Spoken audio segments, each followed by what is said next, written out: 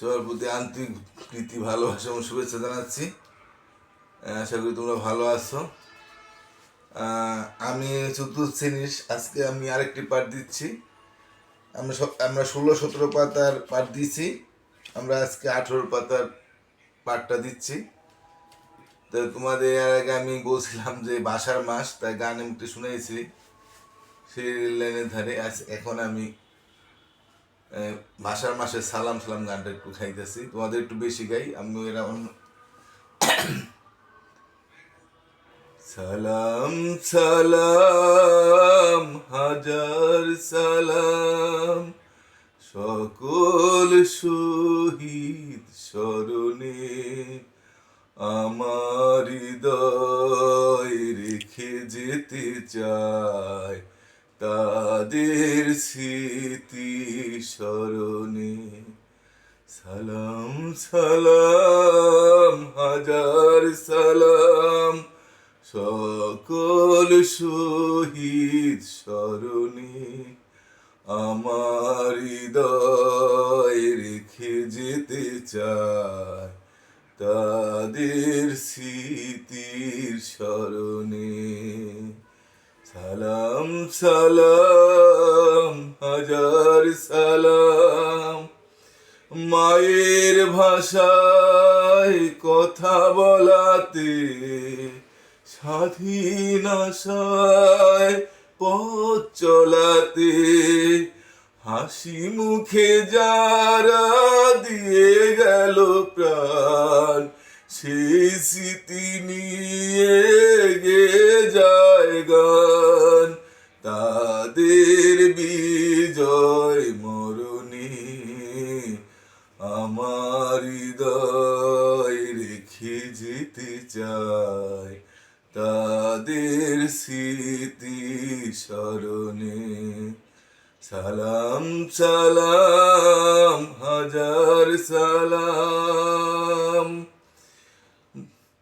ভাইয়ের বুকে রক্তে আজিকে রক্ত মশাল জলে দিকে দিকে, সংগ্রামী আজ মহাজনতা, কণ্ঠে তাদের নববারতা, শহীদ ভাইয়ের স্মরণে, আমার হৃদয় রেখে যেতে চায় তাদের স্মৃতির স্মরণে।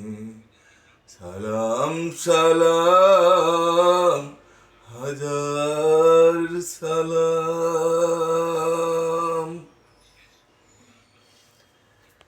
ঠিক আছে, আরো 12 ঘন্টা, ঠিক আছে, একটু ঠিক আছে গাইলাম।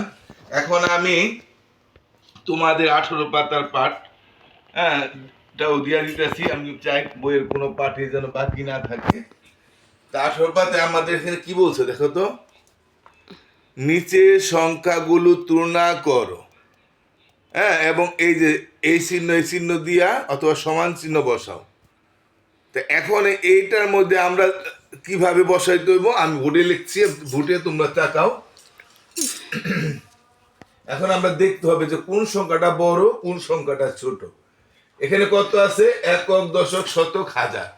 হাজার মানে 4টা সংখ্যা থাকলে হাজারের ঘর, তাহলে 8,000।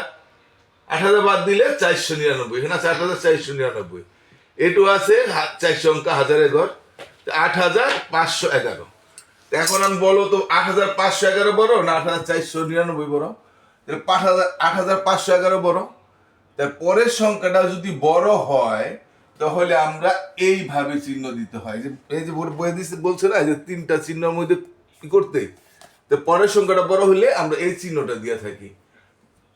এইবার আমরা 2 নম্বরটা দেখি, একক, দশক, শতক, হাজার। উজুতের ঘরে গেলে আমরা জানি 2টা ঘর হাজার হয়, তাহলে 11,100। এটু একক, দশক, শতক, হাজার। উজুতের ঘর মানে 5টা সংখ্যা। 5টা সংখ্যা বজুতের ঘরে গেলে 2টা ঘর হাজার হয়, 11,000। এই দুটা সামনে বাজার পুরে গেল 11,001। আর 11,100। এটা বড় না, এটা ছোট, তাহলে পরের সংখ্যা ছোট হইলে এই চিহ্ন দিতে হবে। আর এটা দেখো,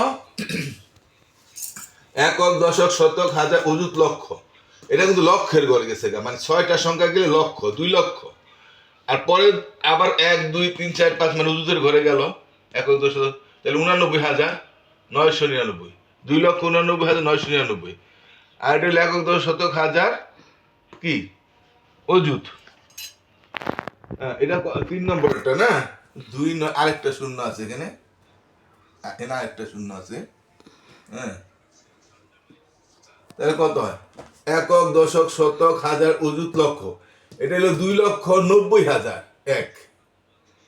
হ্যাঁ, 2,06,000 নম্বর 2 লক্ষ, তারপরে 5টা সংখ্যা থাকলে 2টা করে হাজার, তো 2,90,000 আর এই 2 বাদ পড়ে গেল 1, তো 2,90,000 বড়, 2,99,000 থেকে। তো পরটা যদি বড় হয় আমরা এরকম চিহ্ন দিয়ে থাকি। এবার আমরা 4 নম্বরটা দেখি। একক দশক শতক হাজার অযুত লক্ষ নিযুত। নিযুত মানে 7 নম্বর ঘর, নিযুতের ঘর গেলে 2টা ঘর লক্ষ হয়। হ্যাঁ, বা 7 নম্বর ঘরে গেলেন, যদি নিযুত মনে না থাকে তো 7টা সংখ্যা থাকলে মনে করবা নিযুতের ঘর, তা 7 ঘর থাকলে 2টা ঘর লক্ষ, তো এই হলো 22 লক্ষ। তো 22 লক্ষ যদি জায়গা আবার একক শতক হাজার অযুত, মানে আবার অযুতের ঘরে গেছে 5 নম্বর ঘরে, তো 2টা ঘর হাজার, তা 22,22,221। আর এটা একক দশক শতক হাজার অযুত লক্ষ নিযুত, এটা নিযুত ঘর মানে 7 নম্বর ঘর, তো এটাও 2টা ঘর লক্ষ হবে 22 লক্ষ। তারপরে যে 5টা ঘরে থাকলে অযুতের ঘরে 22 লক্ষ, তারপর 22,223। তো 22,22,221 আর এটা 23, তাহলে এটা বড় হয়ে গেল না? তো বড় হইলে কি হবে? পরেরটা বড় হইলে এই চিহ্ন দিতে হবে। আর এটা হইলো কত? একক দশক শতক হাজার অযুত লক্ষ নিযুত। নিযুতের ঘরে মানে হইলো একক দশক শতক হাজার অযুত, মানে নিযুত ঘর মানে 7 নম্বর ঘর, 7 নম্বর ঘরে 2টা ঘর লক্ষ হইব 10 লক্ষ। তারপর হইলো আবার 5টা সংখ্যা, 5টা সংখ্যা 2টা করা যায় 10,11,001। এটা 1 2 3 4 5 6 7, 7 নম্বর ঘর মানে নিযুতের ঘর, তাই 2টা ঘর লক্ষ 10 লক্ষ 11, এই যে 5 নম্বর ঘরে গেল 11,001। 10,11,001 বড় না 10,11,001 বড়? দুটোটাই সমান। দুটোটা সমান হইলে আমরা সমান চিহ্ন দিই। দুটোটা একই সমান, সমান হইলে সমান চিহ্ন। এটা কি আছে? 1 2 3 4 5 6 7, 7 নম্বর ঘর, 7 নম্বর ঘর মানে নিযুতের ঘর, নিযুতের ঘরে গেলে 2টা ঘর লক্ষ হয়, তো 55 লক্ষ, তাও 5টা ঘর 55,000। এটা গেলে 5টা সংখ্যা, 5টা সংখ্যা 2টা করে হাজার, তো 55,55,555। আর একক শতক শতক, এটা 1 2 3 4 5, এটা লক্ষর ঘর। এটা তো এমনি একটা সংখ্যা কম আছে, একটা সংখ্যা কম আছে না, তাই আর এটা গণার পর না, যে সংখ্যা কম সেটা এমনি ছোট বোঝা যায়। তো এটা তারপরে আমি বললাম যে এটা কত? এটা 6 লক্ষ 1 2 3 6, 5,55,555। এখন এইটা আছে। এরপরে আমাদের বোর্ডে আবারও ওই যে বর্ণ কার্ড আমরা শিখাইছি, তারপরে এটার মধ্যে একটু আছে দেখাই দিই। 0 2 9 6 8 9, এই কটা সংখ্যা আছে? 1 2 3 4 5 6টা সংখ্যা দিয়া এই যে বৃহত্তম সংখ্যাটি তৈরি করতে গেছে, ক্ষুদ্রতম সংখ্যাটি তৈরি করো, বৃহত্তম বিজুর সংখ্যাটি তৈরি করো, ক্ষুদ্রতম বিজুর সংখ্যাটি তৈরি করো। তাহলে আমরা এবারে আবার বৃহত্তম সংখ্যা তৈরি করতে গেলে আমরা এখানে কি কি সংখ্যা আছে এই সেই 0 2 9 6 8 আমি যে নিয়ে নিছি, দেখো 0 2, হ্যাঁ এই যে 0 2 বইরা বাই করে দেখো 9, তারপরে এই যে 6, তারপর 8, তারপর 4, এই কটা সংখ্যা দিয়ে যদি আমরা বৃহত্তম সংখ্যা তৈরি করতে যাই, আমরা এখানেই করি দেখো। তাই আমরা বৃহত্তম করি, বৃহত্তম বা এই কটা সংখ্যা বৃহত্তম করতে গেলে প্রথম আমাদের কি হবে? বড়ত্ব ছোট লিখলে আমাদের বৃহত্তম সংখ্যা আছে, আমরা আগেই পারছি এটা। তারপর আবার একটু দেখো, বৃহত্তম সংখ্যা 9, তারপরে কত? তারপরে বলছে 8, এই যে 8, তারপরে বলছে তারপর আছে কি আমাদের, তারপর আছে কি 6, তারপর 4, তারপর 2, তারপর 0। তাহলে আমার এটা কি এই 6 অঙ্ক দিয়ে আমার বৃহত্তম সংখ্যা হয়ে গেল। বৃহত্তম ছোট লিখলেই বৃহত্তম হয়ে যায়। এবার ক্ষুদ্রতম সংখ্যাটি তৈরি করে, এবার যদি ক্ষুদ্রতম করতে যাই তাই উল্টে দিলে হয়ে যায়, এটা আমি আগেও বলছি। কিন্তু বাহাদারে 0 পড়ে না, দিদায় আমরা বাহাদারে 0 দিব না। আমি যদি বাহাদারে 0 দিই তাহলে এই 0 কোনো মান থাকে না, তাইলে হয়ে যায় আমার 5 অঙ্ক বিশিষ্ট ক্ষুদ্রতম হয়ে গেল, এটা কোনো মূল্য থাকে না। তার জন্য আমরা যদি আমরা 6 অঙ্কে ক্ষুদ্রতম বানাইতে যাই তাহলে একটা ঘর চেঞ্জ করে দিলেই আমাদের এটা স্বয়ংকের একটি সংখ্যা দিয়ে আমরা স্বয়ংকের ক্ষুদ্র সংখ্যা পেয়ে গেলাম গা। তাহলে এখানে ক্ষুদ্র সংখ্যা পেয়ে গেলাম আমরা। এখানে কত আর আমি এটা বললাম না, তোমাদের তো জানো এটা, আর আমি এখানে বলতে গেলে আমি তো বলে দিছি কিভাবে স্বয়ংক হইলে একটা করে লক্ষ্য হয়, এটা এখানে আর বললাম না। এরপরে আমাদের কি আছে, বৃহত্তম বিজুর সংখ্যাটি তৈরি করো, বৃহত্তম বিজুর সংখ্যা। তা আমি বিজুর আমি বলে দিছি এর আগের পাঠে যে আমাদের বিজুর হইল 1 3 5 7 9, আর 1 3 5 7 9 যেমন বেজুর তেমনি যে কোনো সংখ্যার ডাইন ধারে থাকলে 1 3 5 7 9 থাকলে সেটা বিজুর সংখ্যা হয়।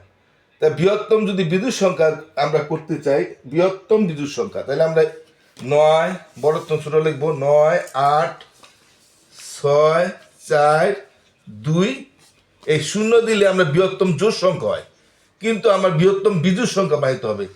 তার মানে এখানে কোনো বিজুর সংখ্যার কোনো সংখ্যা নাই, শুধু একটা 9 আছে বিজু, এই জন্য আমার 9টাকে সামনে আনতে হবে।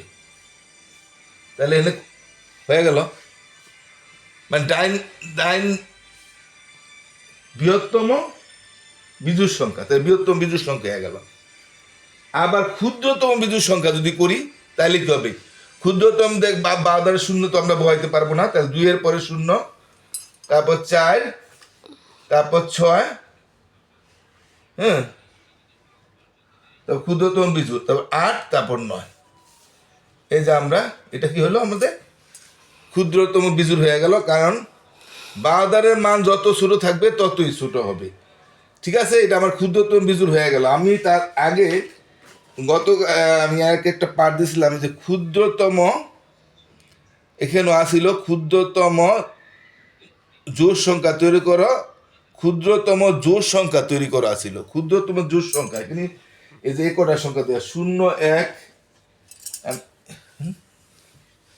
একটা সংখ্যা তো আমার এটা হয়ে গেল। আমার একটুখানি ভুল হয়েছিল, ওইটা আমি একটু সংশোধন করে দিই। আসলে কি কম অনেক সময় আমি আগে প্রস্তুতি না নেওয়া তেমন হয়। 0, তারপর 1, আগের পার্টের একটু দেখো, 0 1, তারপর 3, এই যে 3, তারপর 4, তারপর 7, তারপর হইলো কত 9, হ্যাঁ, এই যে 9। এখানে এই অঙ্কগুলি দিয়া বলছে ক্ষুদ্রতম সংখ্যাটা বানাইছি, বৃহত্তম বিজুর সংখ্যা তৈরি করো, আর ক্ষুদ্রতম জোড় সংখ্যা তৈরি করো। বৃহত্তম বিজুর সংখ্যা আমার ঠিক ছিল, কিন্তু ক্ষুদ্রতম জোড় সংখ্যা একটু ভুল হয়েছিল, দেখো তোমরা। তা ক্ষুদ্রতম যদি জোড় সংখ্যা, তো বারোদারের সংখ্যা যত ছোট হবে ততই ক্ষুদ্রতম হয়। তাহলে 1 0 আমার আসবে, তারপর 4, না সরি 3, তারপর 4, তারপর 7, হ্যাঁ, তারপর 9। এটা হলো ক্ষুদ্রতম সংখ্যা, কিন্তু ক্ষুদ্রতম জোড় সংখ্যা তৈরি করো, তাহলে আমার শুধু 4টা এখানে আসবে, আমার 4টা ডাইন দ্বারা আসবে, তাইলে আমার ক্ষুদ্রতম বিজুর সংখ্যা হবে। আমি 0টা ডাইন দ্বারা নিয়ে গেছিলাম, কিন্তু এটা হবে, তাহলে আমার ক্ষুদ্রতম বিজুর সংখ্যা হবে, কারণ বাঁধারের সংখ্যা ছোট রাখলে সংখ্যাটা ক্ষুদ্রতম হয়। তা ঠিক আছে, আমি আজকের পাঠটা বড় করতে চাই না, তোমরা নিশ্চয়ই বুঝতে পারছো, আমার ভুলটা একটু তোমরা একটু দেখে নিবা, আর যারা আমার সব পাঠ দেখবা তারা এটা পেয়ে যাবে গা। তারপর আমি ওইটাকে যদি পারি আমি ওইটা ওই ভুলটা আমি চেষ্টা করবো এডিট কেউ করাইতে পারলে এডিট করে কাটতে দিতে। তা সবাই তোমরা ভালো থাকো, আজকের মতো আমি এখানে শেষ করছি, টাটা।